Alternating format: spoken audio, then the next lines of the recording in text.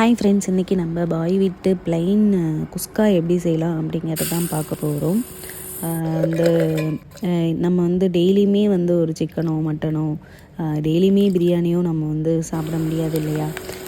Chicken mutton வந்து எடுக்க முடியாத பட்சத்தில், வாங்க முடியாத பட்சத்தில் வந்து நம்ம மேபி ஒரு ஃப்ரைடேவோ டியூஸ்டேவோ இருக்கிறப்ப நம்ம வீட்டிலலாம் வந்து எடுக்க ஒத்துக்க மாட்டாங்க இல்லைங்களா.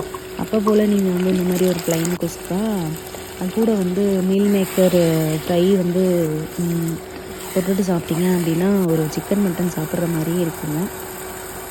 நீங்கள் வந்து கண்டிப்பாக வந்து இந்த டிஷ்ஷை வந்து ட்ரை பண்ணி பாருங்கள். ஒரு டெம்ட் இருக்கக்குள்ளேயோ இல்லை பிரியாணி சாப்பிடணும் போல் இருக்கக்குள்ளேயோ கண்டிப்பாக நீங்கள் வந்து இந்த டிஷ்ஷை வந்து எப்போ வேணாலும் செஞ்சு சாப்பிட்லாம். நைட்டோ எப்போ கூட நீங்கள் செஞ்சு சாப்பிட்லாம். மீல் மேக்கரு ஃப்ரை வந்து எப்படி செய்கிறது அப்படின்னு இந்த வீடியோ கூட பின்னாடியே அட்டாச் பண்ணியிருக்கேன். அதையும் பார்த்து எப்படி செய்கிறதுன்னு இது கூட காம்பினேஷனுக்கு தொட்டுட்டு சாப்பிட்டீங்க அப்படின்னா ரொம்பவே நல்லாயிருக்கும். ஹாய் ஃப்ரெண்ட்ஸ், இன்றைக்கி ஒரு சிம்பிளான ரெசிபி பார்த்தீங்க அப்படின்னா சோயா சங்க் வச்சு ஒரு ஈவினிங் ஸ்நாக்ஸோ இல்லை ஒரு பிரியாணிக்கு வந்து தொட்டுட்டு சாப்பிட்ற மாதிரி சிக்கன் வறுவல் மாதிரி தாங்க இருக்கும். அதே மாதிரி தான் ஒரு டிஷ் வந்து நம்ம செய்ய போகிறோம் மீல் மேக்கர் வச்சு.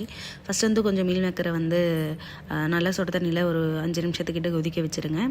அது வந்து வெந்ததுக்கப்புறம் நல்லா தண்ணியை வந்து நல்லா வடிகட்டிட்டு அதுக்கப்புறம் நீங்கள் மேரினேட் பண்ணி வைக்கணும். என்னென்ன செய்யணும்னு பார்த்தீங்க அப்படின்னா கொஞ்சோண்டு உப்பு, ginger garlic paste, red chilli powder, கொஞ்சம் கரம் மசாலா, சிக்கன் மசாலா, கொஞ்சம் வந்து ரைஸ் ஃப்ளவரு, கொஞ்சம் கார்ன்ஃப்ளவரு, அப்புறம் வந்து ஒரு எக்கு போட்டு நல்லா மேரினேட் பண்ணி வச்சுருங்க.